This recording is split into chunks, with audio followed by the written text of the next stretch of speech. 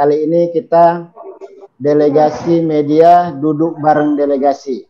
Yuk. Hadir bersama ini Bang Mirja Nasution selaku akademisi Bang ya, akademisi di Universitas Sumatera Utara dan komisioner KPU Benget Silitonga.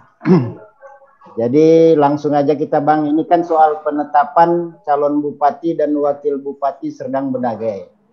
Ya. Sampai saat ini sudah ada putusan dari Pengadilan Tinggi Tata Usaha Negara yang putusannya memerintahkan KPU Serdang Bedagai untuk mencabut penetapan calon bupati dan wakil bupati Serdang Bedagai. Ini kan artinya dalam proses pilkada di Serdang Bedagai ada persoalan yang diduga melanggar regulasi.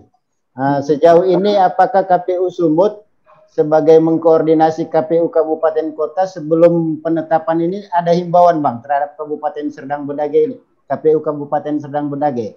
Kalau saya silakan Bang Benget memberikan penjelasan sedikit Bang. Silakan Bang Benget.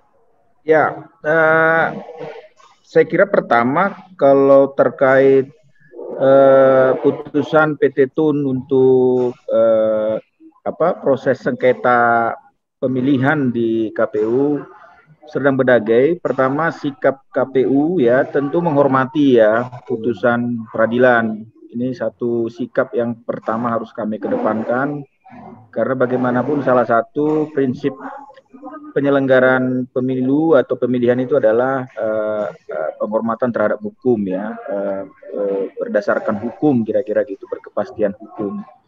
Nah yang kedua, kalau kemudian terkait bagaimana sikap atau respon KPU terhadap putusan PT Tun tersebut, maka kami ingin menjelaskan KPU itu kan satu kesatuan. Ya. KPU Kabupaten Kota, KPU Provinsi, KPU Republik Indonesia itu adalah satu kesatuan dan penanggung jawab akhir dari keseluruhan proses pilkada ini. Walau memang pemilihan itu berlangsung di KPU Kabupaten Kota, tapi sejak rejim pemilihan pilkada ini dilaksanakan secara serentak sejak 2015, maka ada perubahan pada postur atau format penyelenggaraan pilkada, di mana penyelenggara penanggung jawab akhir itu adalah KPU RI. Selama itu sebelum 2015 memang itu adalah domainnya KPU Kabupaten Kota ya, tapi sejak 2015 sejak pilkada serentak dimulai maka penanggung jawab akhir adalah KPU. Artinya KPU Serdang Bedagai menunggu keputusan KPU. Betul, ya. Jadi kan karena ini kan terkait yang dipersoalkan adalah regulasi ya, PKPU, kemudian objeknya kan pencalonan, yang semuanya itu kan diatur dari produk hukum dari regulator. Nah, regulator pemilihan itu kan KPU. Ya. Kami adalah fungsi supervisi koordinator di dalam provinsi, di tingkat provinsi, dan penyelenggaranya pelaksananya KPU Kabupaten Kota. Nah tentu putusan tersebut kemarin sudah dimintakan petunjuk oleh KPU Serdang Bedagai bagaimana tindak lanjutnya melalui KPU Sumut, dan tentu kami juga tidak bisa sepihak langsung memberi arahan karena kami juga harus mengkonsultasikannya ke KPU Republik Indonesia. Dan itu yang sedang berproses sekarang. Cuman begini Bang, kalau dalam Undang-Undang Republik Indonesia nomor 10 tahun 2016 tentang perubahan kedua atas Undang-Undang nomor 1 tahun 2015 tentang penetapan peraturan pemerintah pengganti Undang-Undang nomor 1 2014 tentang pemilihan gubernur, bupati dan wali kota menjadi undang-undang. Itu kan ada di pasal 154 itu kan diatur tentang KPU menjalankan putusan PT Tun atau Bawaslu itu dalam waktu 7 hari. Ini sejauh ini sudah ada arahan dari KPU RI? Ya belum, itu yang kita tunggu kan, itu yang kita tunggu karena kan berdasarkan memang pasal 6 ya atau pasal berapa itu di pasal 154 ya ayat 6 ya.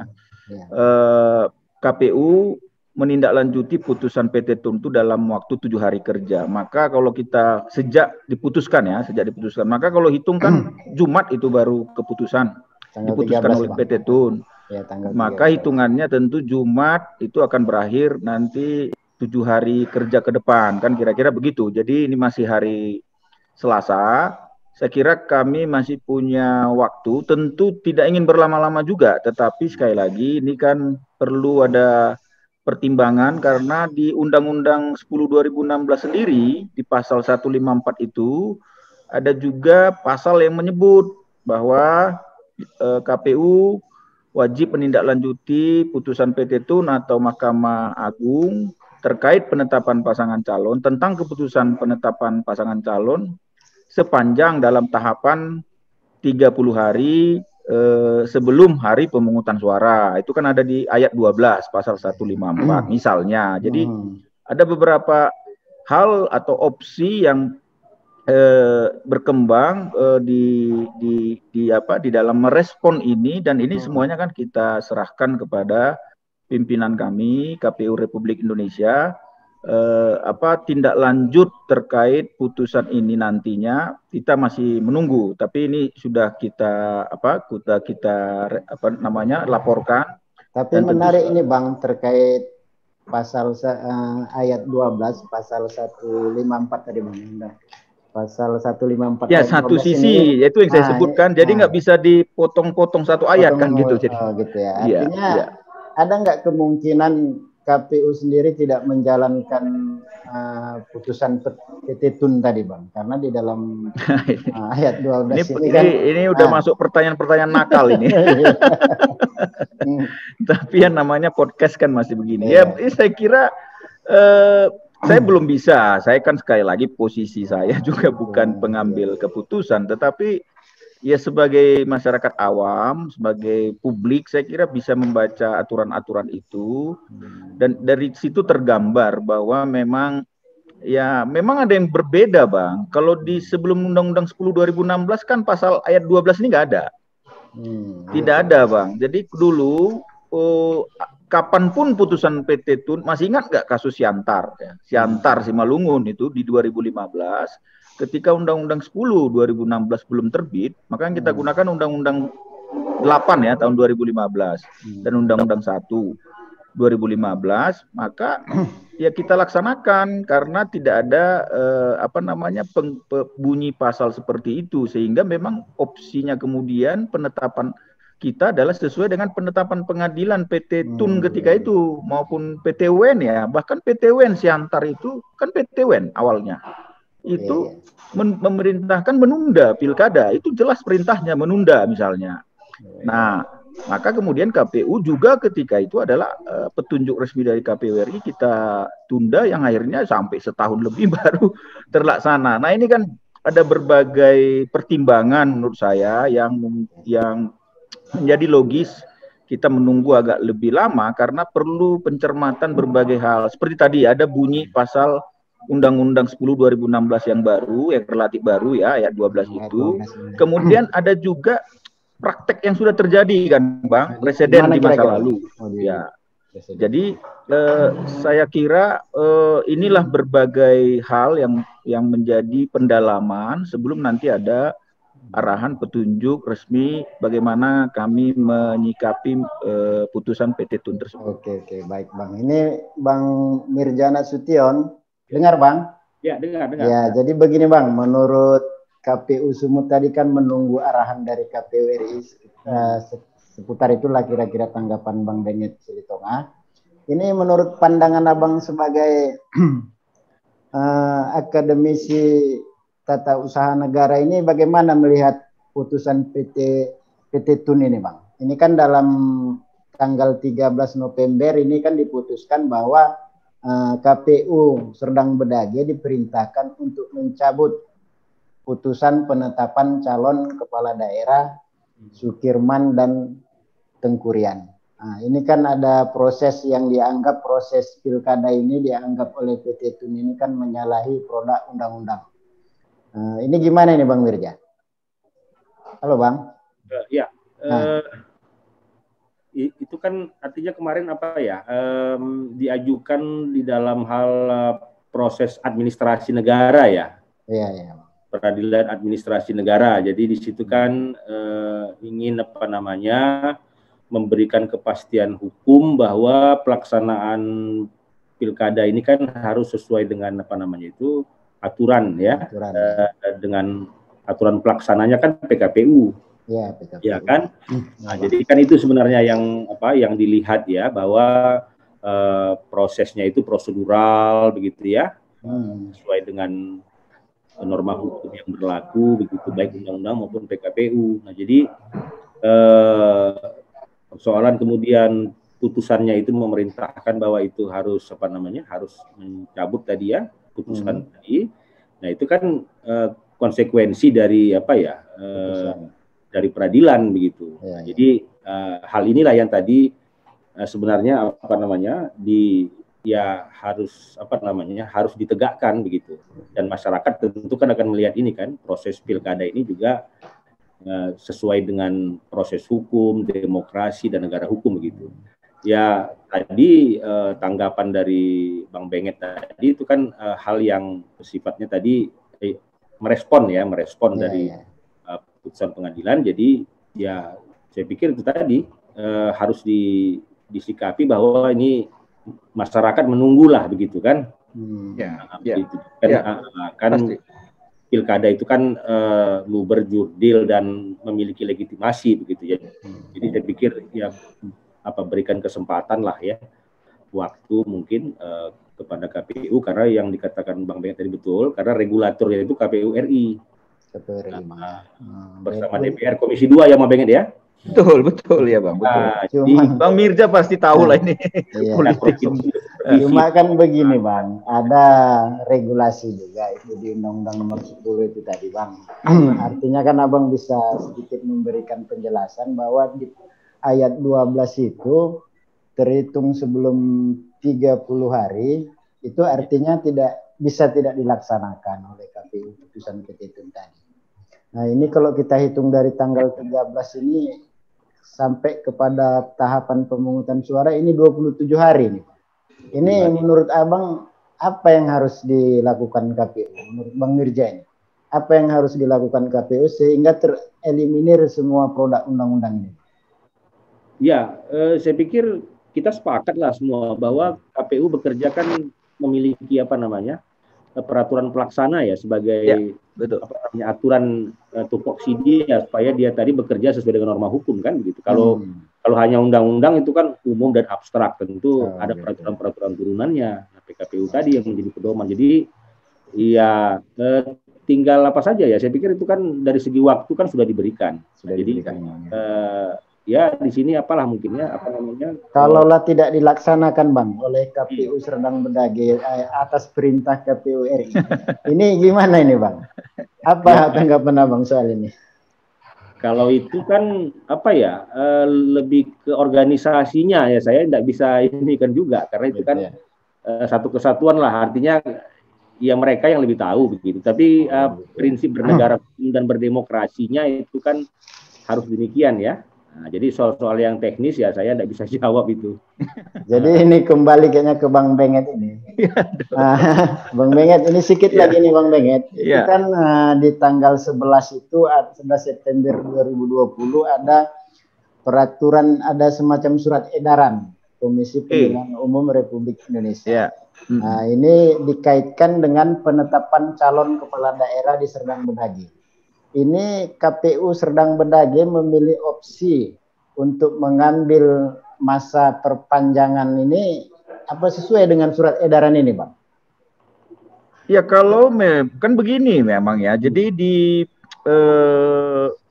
pencalonan ini menjadi sedikit pelik ketika memang hanya ada satu pasangan calon yang mendaftarkan diri ya dari baik dari partai politik maupun perseorangan di masa pendaftaran. Kan masa pendaftaran 4 sampai 6 September ya Bang ya.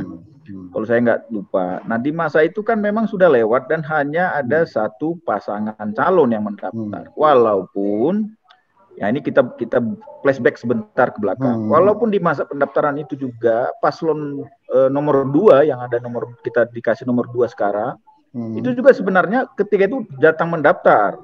Tetapi karena KPU Serge menjalankan yang disebut Bang Mirza tadi, undang-undang dan kemudian ada PKPU yang menjadi petunjuk pelaksananya dan ada lagi juknis ya dan ada lagi surat edaran yang terkait itu, maka paslon nomor 2 ketika itu tidak diterima lagi karena dia tidak cukup kursi. Satu partai yang mengusung juga dia, kita sebut saja ya PAN, lebih bagus tugas-tugas kan Pak.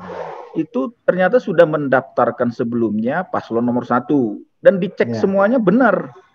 Mekanisme sipol silonnya ada semua lengkap, B1, B pencalonannya, keabsahan kepengurusannya, di tanggal dia diterima ya. Karena kan hukum kan nggak bisa balik ke belakang, nanti Bang Mirza pasti bilang begitu juga. Nah, di tanggal kalau nggak salah tanggal 6, tanggal 5, tanggal 6, nomor 2 datang. Tapi karena sudah PAN diterima di paslon 1, KPU kita menolak. Menolak pendaftaran paslon 2. Nah, itu clear saya kira.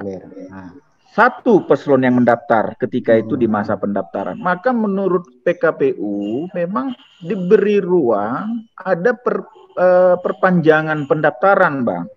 Di mana Pak menurut PKPU itu di mana?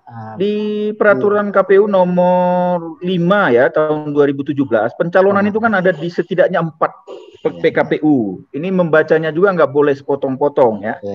Jadi itu diatur di PKPU 5 2017, kemudian 15 2017, kemudian 9 ya di situ ya.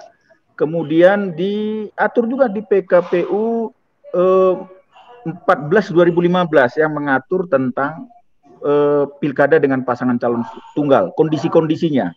Nah, dijalankanlah itu oleh KPU Sergei, maka dibuka perpanjangan pendaftaran.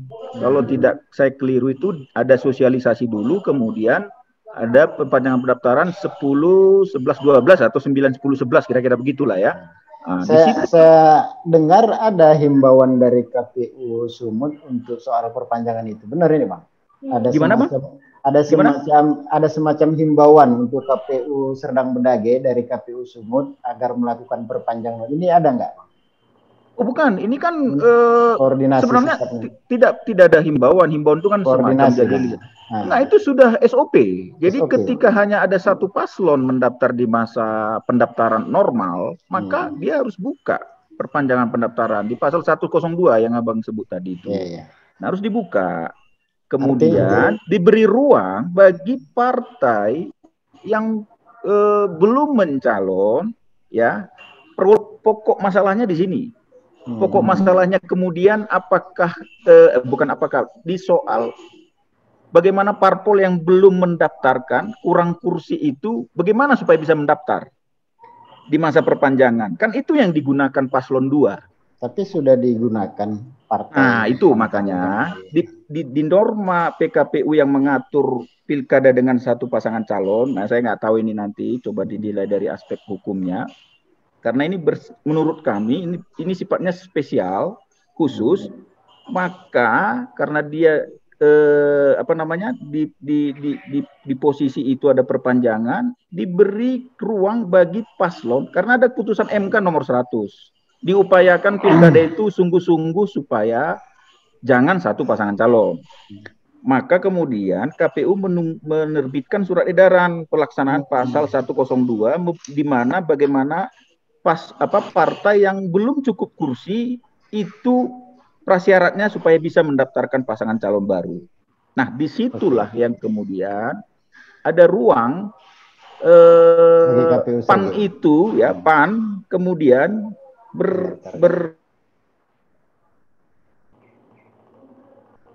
Halo,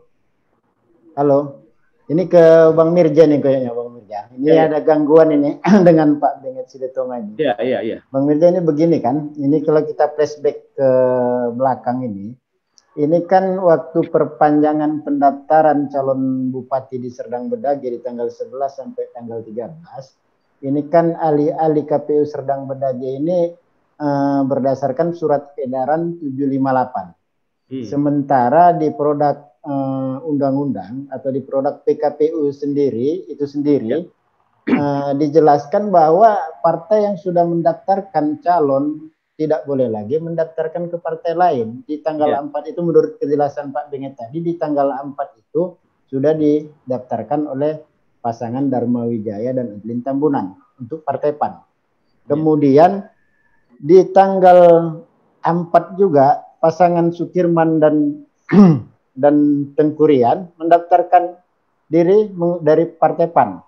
Nah, ini menurut Bang Mirza ini gimana ini? Ada produk undang-undang yang tidak sinkron ini dijalankan, diduga tidak sinkron dijalankan oleh KPU Serdang Bedagai yang akhirnya juga dianggap salah oleh Petitun dengan perintah mencabut surat keputusan penetapan calon. Ini gimana, Bang? Iya, itu tadi kan PKPU itu kan di pasal 102 itu ya, kalau saya nggak keliru. Nah, jadi dia kalau sudah dicalonkan oleh partai itu dia nggak boleh lagi mencalonkan yang lain begitu kan? Iya, Bang. Kan untuk memberikan kepastian hukum begitu. Nah, tapi ini tetap terlaksana ini. Ya. Tetapi tetap terlaksana bahwa yang dilarang itu malah dilaksanakan oleh KPU Serdang Bedagai. Ini gimana, Bang? Dan pada akhirnya saya melihat begini, itu kan di satu sisi ya, tapi di sisi lain saya melihat bahwa ya KPU Serdang Bedagai itu sebagai pelaksana itu kan harus melaksanakan itu ya. Jadi saya ingin mengatakan apa ya, memang regulasi pemilu kada kita ini memang terlalu ramai ya, dan cepat berganti dan keluar ya. Jadi ada peraturan-peraturan ya, kalau PKPU itu kan sebagai norma teknis yang mereka bekerja. Tapi ada tadi yang surat dinas ya, surat edaran atau apa? Ya, surat edaran, Bang. Nah, itu sebenarnya kan apa ya? Boleh-boleh saja sebagai sebuah turunan begitu aturan pelaksana kemudian, tetapi materi muatannya itu nggak boleh bertentangan. Tetapi itu yang justru bertentangan begitu, materi muatan isinya itu tidak sinkron, tidak konsisten dengan apa yang diatur oleh PKPU. Nah, jadi apa ya, semacam ya, kalau mungkin saya jadi KPU-nya mungkin agak sulit juga itu. Jadi ya, walaupun harus ada konsultasi atau diskusi, tetapi itu kan harus dilaksanakan. Nah, ini dia. Jadi betapa cepatnya aturan-aturan regulasi pilkada itu keluar begitu, terbit. Iya, kalau dari segi apanya kan, dari aspek hukum dan perundang-undangan tentu kan harus didahulukan atau diutamakan yang peraturan KPU itu. Ya. Oh, ini Bang Benget udah tersambung ini, Bang Mirza. Ya, maaf tadi terputus. Iya. Maaf terputus ya. Iya. Jadi begini, Bang Benget. Di dalam surat edaran 758 KPU RI lah, Bang ya. Ini kan, Bang, tidak ada mengatur secara rinci tentang bolehnya partai yang sudah mengusung kembali.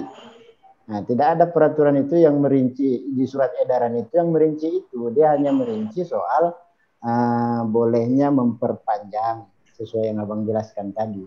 Cuman untuk membenarkan bahwa partai yang sudah mendaftarkan boleh mendaftarkan lagi itu tidak ada di dalam surat edaran itu. Ini gimana, Bang? Kenapa KPU Serdang Bedagai kenapa KPU Serdang Bedagai mengambil opsi malah menerima partai yang sudah mendaftarkan ke Dharma Wijaya? Ini gimana, Bang? Halo, Bang? Ya. Halo. Ya, halo. Ya. Halo, dengar, Bang. Jadi begini, Bang, dari dalam ini agak sinyal agak lemot ya. Hujan. Iya. Begini, Bang, di dalam surat edaran 758 KPU RI, dengar ya, Bang ya? Iya. Itu tidak ada aturan yang merinci membolehkan bahwa partai itu yang sudah mendaftarkan calon mendaftarkan kembali. Itu tidak ada merinci itu di surat edaran. Dan KPU Serdang Bedagai mengambil opsi menerima partai yang sudah mendaftarkan calon sebelumnya. Ini gimana, Bang? Halo, Bang? Ya. Halo? Dengar, ya, Bang? Ada ya. Ada. Di poin 2 ya. Di poin 2 surat 758 itu ada jelas disebut. Ya, terhadap partai politik atau gabungan partai politik yang tersisa dan masih mendukung bakal pasangan calon yang telah didaftarkan. Nah, itu kan berarti paslon 1. Ya. Iya kan? Ya.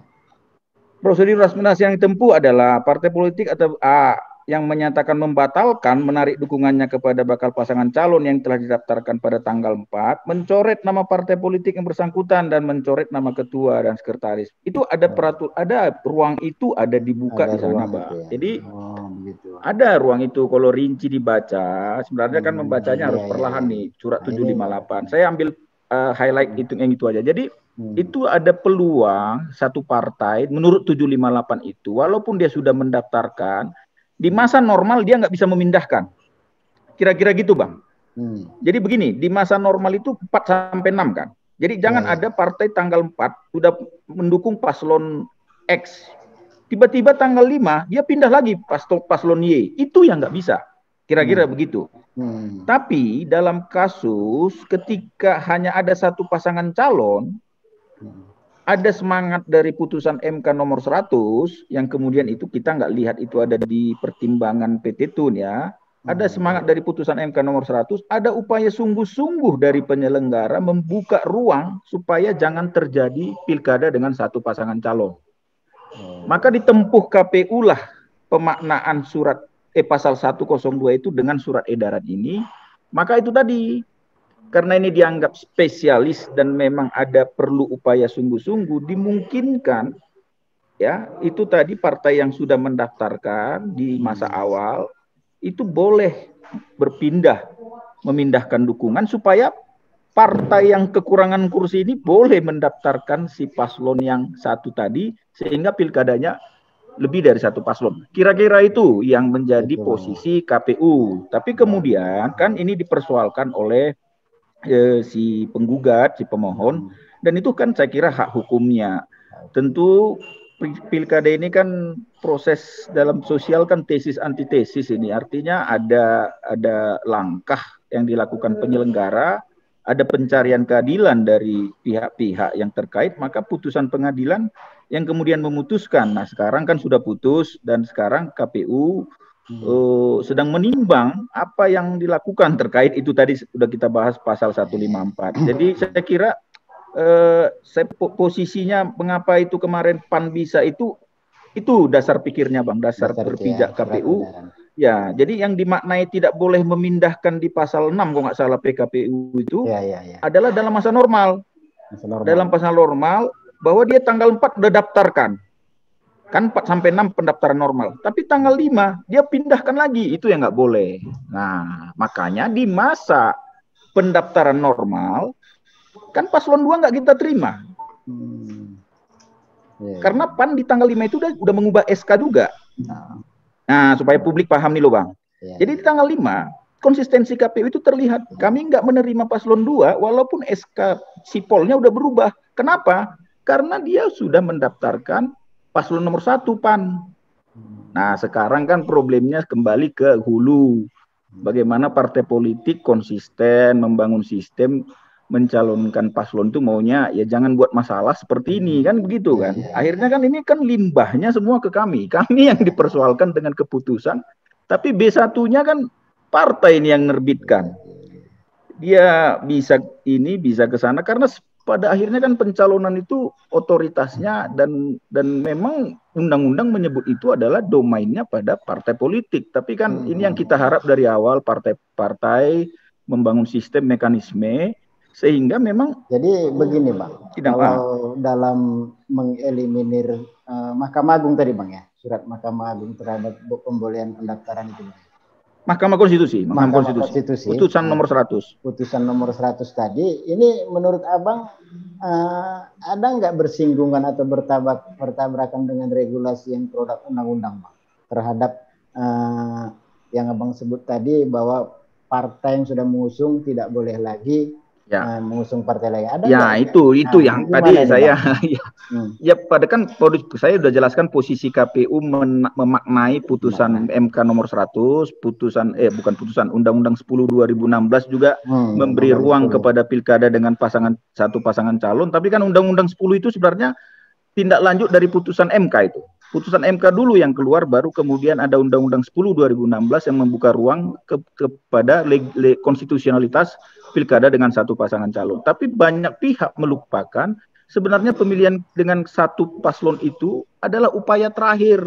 setelah semua upaya sungguh-sungguh dilakukan para pihak dan penyelenggara supaya pilkada jangan satu pasangan calon. Maka ada perpanjangan, maka ada mekanisme yang diatur di surat edaran yang 758 itu. Jadi semuanya ini sebenarnya penerjemahan dari aturan yang dilakukan KPU. Nah, sekarang pertanyaan Abang, tentu sebenarnya keinginan kita ya kalau pembuat undang-undang ingin lebih mendefinitifkan terkait pilkada dengan satu pasangan calon ini atau pilkada yang menghindari pilkada dengan satu pasangan calon, hendaknya itu dipertegas di dalam undang-undang supaya ada perspektif yang sama ya bagi para pihak peserta calon maupun partai politik. Jadi memang penerjemahan upaya sungguh-sungguh itu yang kami lakukan dalam posisi KPU. Jangan nanti kami disalahkan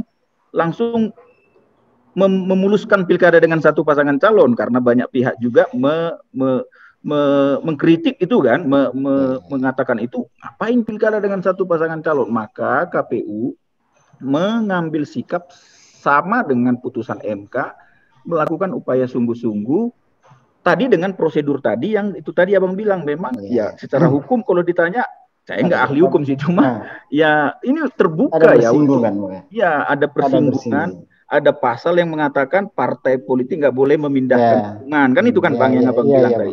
Kami memaknainya itu di masa normal.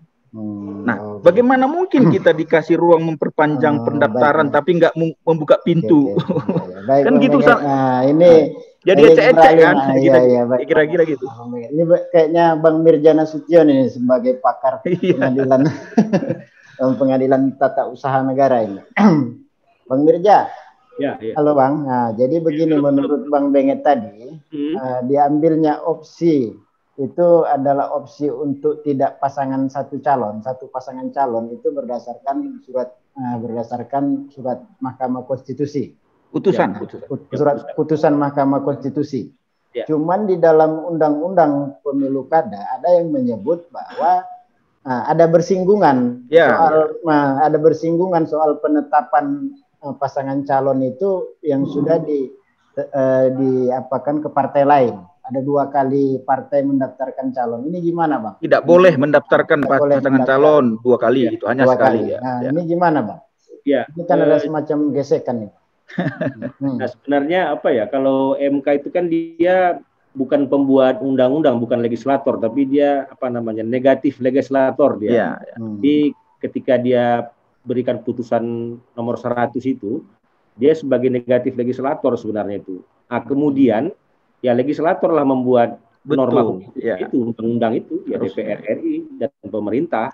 Nah, jadi di situ dia dirumuskan seperti apa gitu kan, didesain sedemikian rupa sehingga jangan sampai terjadi semacam konflik atau perbenturan. Nah, namun itu kan sudah menjadi hukum positif ya, undang-undang dan PKPU. Nah, jadi bagi KPU sendiri itu kan harus dilaksanakan begitu, karena kita kan harus lihat norma hukumnya kan. Artinya tidak mengedepankan putusan MK, Bang. Artinya seperti itu, lebih mengedepankan undang-undang atau PKPU atau putusan MK, Bang. Tidak, putusan MK itu kan sebenarnya hanya memberikan arahan ya kan. Mungkin juga MK membuat normanya. Iya. Betul. Dia bukan otoritas dia itu. Tetapi di dalam hal itu dia harus memberikan arahan seperti apa. Nah, jadi seakan-akan legislator bayangan lah itu. Nah, negatif legislator namanya itu kalau di dalam hukum tata negara. Jadi, kemudian yang merumuskan ya legislator yang sungguhan, legislator DPR RI itu dengan pemerintah. Nah, itu yang harusnya menjadi pedoman norma hukum untuk diturunkan kepada PKPU dan seterusnya sampai ke bawah. Mungkin ya ada surat edaran begitu kan. Nah, jadi memang ya saya juga melihat itu memang ya inilah ya di dalam regulasi politik pilkada ini yang perlu harus hati-hati begitu, karena kan ya terus terang ini kan orang sedang berkontestasi ini kan, jadi siapapun yang berkontestasi pasti ingin menang semua itu kalau ditanya. Jadi regulasi inilah yang harus betul-betul Betul, bisa betul. menjamin fairness tadi ya. Jadi ya saya paham sebenarnya, saya paham itu ya. Ya, Artinya, saya bisa tambahkan nih Bang. Ya, Betul ya, ini ya. yang dibilang Bang Mirza itu, yaitu memang betul ya. Kita menginginkan, artinya gini, kita menginginkan putusan MK 100 itu kan sebenarnya dinormakan ya oleh pembuat undang-undang di Undang-Undang 10 2016. Tapi yang dinormakan itu kan memang konstitusionalitas pilkada dengan satu pasangan calonnya. Karena kan sebelumnya itu kan nggak ditunda kalau ada pilkada satu paslon kan nggak dilaksanakan kan gitu kan. Nah, akhirnya MK mengatakan pilkada satu paslon konstitusional sepanjang ada kata-kata itu dilakukan dengan sungguh-sungguh. Nah, interpretasi sungguh-sungguh ini menurut saya ya harusnya dijelaskan di 1-2 pasal di Undang-Undang 10 terkait dengan. Tapi begini Bang, kenapa sebelum dinormalkan itu sudah KPU mengambil KPU punya dasar Bang di pasal 54D Undang-Undang 10 2016. Coba nanti Abang lihat di ayat 5, ketentuan lebih lanjut mengenai tata cara pemilihan satu pasangan calon diatur dengan peraturan KPU. Kan tadi di masa pendaftaran normal hanya satu paslon yang mendaftar. Nah, sebelum memutuskan kami pilkada ini satu paslon, maka ada prasyarat dibuat KPU. Nah, berdasarkan pasal 54C ayat 5 ini, 54D ayat 5, karena PKPU-nya itu diserahkan ke kami. Maka di PKPU pasangan calon dengan satu pasangan calon, PKPU 14 2015, kita mengatur prasyarat berat, saya pakai tanda kutip berat, sebelum diputuskan pilkada dengan pasangan calon. Apa itu? Kalau hanya satu paslon mendaftar, diperpanjang. Kalau di masa perpanjangan itu 2 paslon, tapi kemudian di dalam perjalanan ada proses TMS satu pasangan calon, maka kemungkinan dibuka lagi ruang sepanjang masih ada waktu. Sesuai apa tadi Bang ya? Sesuai sungguh-sungguh itu Bang. Tadi Bang ya. Oke. Ya, sungguh-sungguh itu artinya itu kami maknai di peraturan KPU langsung karena memang nggak ada juga disebut di undang-undang, tapi undang-undang memberi mandat kepada kami mendelegasikan ya mungkin ini istilahnya Bang Mirza ya, mendelegasikan pengaturannya kepada kami. Maka di pengaturan itu kami buat prasyaratnya, diperpanjang. Nah, di masa perpanjangan kemudian kami juga memaknai bahwa kalau dia sudah mendukung satu pasangan calon, ya boleh. Ngapain kita perpanjang? Kalau udah tahu kita kursinya kurang, kita perpanjang, ya nggak ada orang bisa mendaftar. Kan gitu kira-kira Bang. Kan gitu juga itu artinya. Kalau ada partai yang tersisa belum cukup kursi, lalu kita perpanjang, ngapain? Kan ini namanya KPU bohong-bohongan. Nah, tapi sekali lagi, yang dilakukan KPU adalah prosedur sungguh-sungguhnya. Yang ngambil putusan partai politik, dia mau mindahkan atau enggak. Makanya saya sebut tadi, kan ini kalau udah begini KPU yang dipersoalkan. Jarang orang mempersoalkan partai yang menjadi akar, katakanlah begitu ya. Saya nggak a priori sih, cuma ya mungkin ini baik kalau kita lihat dari seluruh aspek ya, Karena sekali lagi posisi KPU yang saya sebut tadi, kami diberi mandat mengaturnya di PKPU oleh Undang-Undang 10 tadi. Pengaturan sedemikian kami buat, ya memang itulah interpretasi kami terhadap Undang-Undang 10 dan putusan MK. Kira-kira gitu loh Bang. Oke Bang. Jadi mengingat ini Bang Benget pun katanya cuma 40 menit ini bisa ini. Iya, ada cara, saya kebetulan di luar kota ini. Iya. Bang Mirza ini bisa kasih closing statement Bang Mirza untuk mengakhiri bincang-bincang kita ini Bang Mirza. Silakan Bang Mirza. Ya, artinya apa ya, sistem demokrasi kita pilkada ini kan demokratis ya. Jadi artinya memang demokratisnya itu kan harus berdasarkan hukum.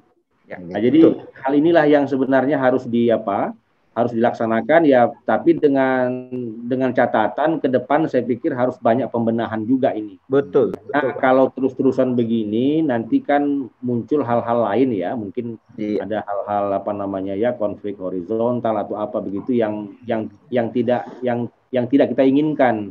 Jadi memang di satu sisi memang dia demokratis, tapi di sisi lain kan dia harus dikawal oleh aturan-aturan hukum prosedural begitu. Nah, jadi mungkin kalau catatan saya mungkin perlu pengaturan lebih lanjut dan lebih tegas dan rinci begitu ke depan, karena hal-hal ini bisa diinterpretasikan orang, karena memang ya terus terang kan banyak kepentingan di dalam pilkada ini. Kita harus jujur. Nah, jadi itu yang penting sekali untuk untuk menjadi catatan lah ke depan begitu. Karena ini ya bisa dibilang ini kan undang-undang regulasinya seksi begitu. Karena hal-hal yang berkaitan dengan kekuasaan atau power ya. Jadi penting untuk diatur lebih jelas, tegas, rinci, dan kalau bisa ya jangan ada interpretasi sedikit pun. Ya walaupun ya kenyataannya sulit memang. Sulit ya. Oke, makasih. Ini Bang Benget ini kasih dulu Bang. Ya, saya sepakat Kak ya bahwa memang pemilu itu kan dinamis secara politik ya. Maka dia butuh ada hukum ya.